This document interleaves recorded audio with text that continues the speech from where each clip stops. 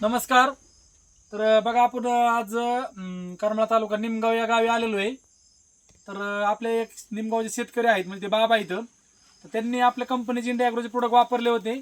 तर त्यांचं तोंडून ऐक की आपण ते कुठले काय त्यांनी कसं वापरलं ती. तर तुमचं नाव सांगू शकता तुम्ही? चालतंय सांगा ना.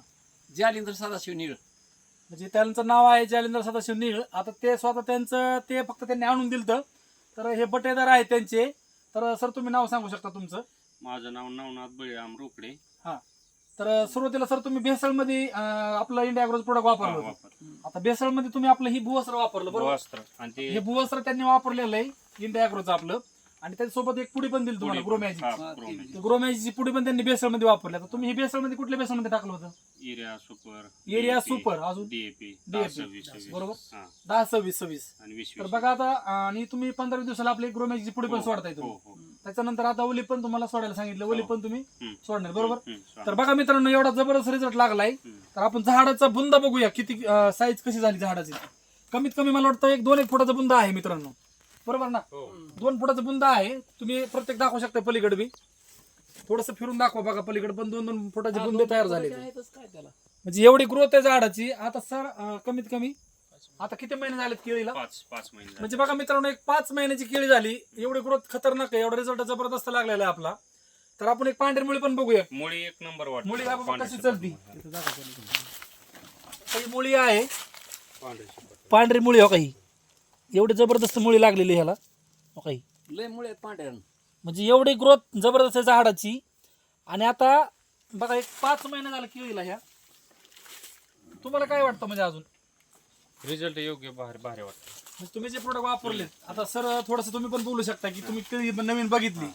तर बाकीचे केळ्या जे तुम्ही बाहेरून आपण तुम्ही बघताय तर तुम्ही बाहेरचे प्रोडक्ट तुम्ही वापरतच आहे बरोबर का? बाहेरचे प्रोडक्ट वापरले त्यावेळेस आम्ही ज्यावेळेस लागण केली तुम्ही एकदा फवारायला बी औषध दिलं दिलं बरोबर आहे.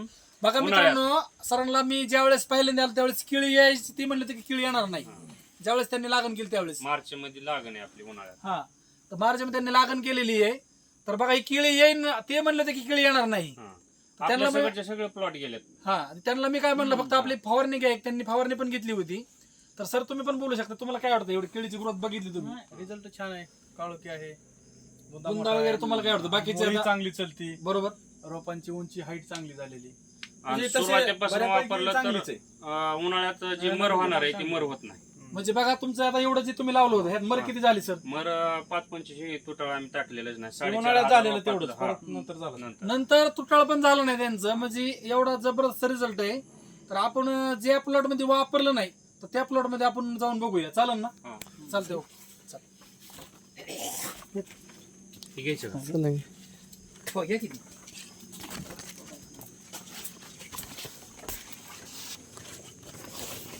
सर व्हिडिओ कट नाही करत म्हणजे माणसं परत म्हणतात नाही तुम्ही व्हिडिओ कट केला नाही.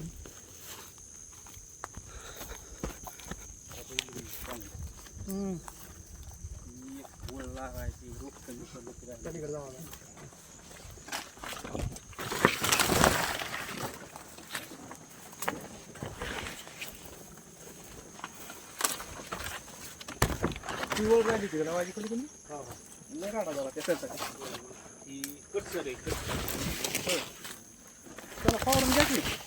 राऊंड अप एक मारा त्याला काय होत नाही.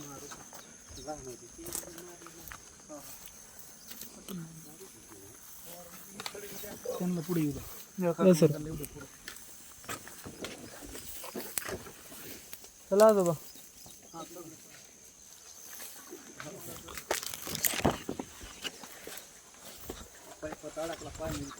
दमाने दमाने दमाने.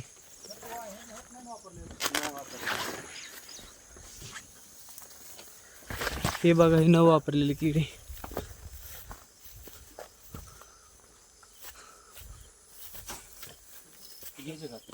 घेऊ की नाही हे ना हे राहून द्या. हे कसं लागतंय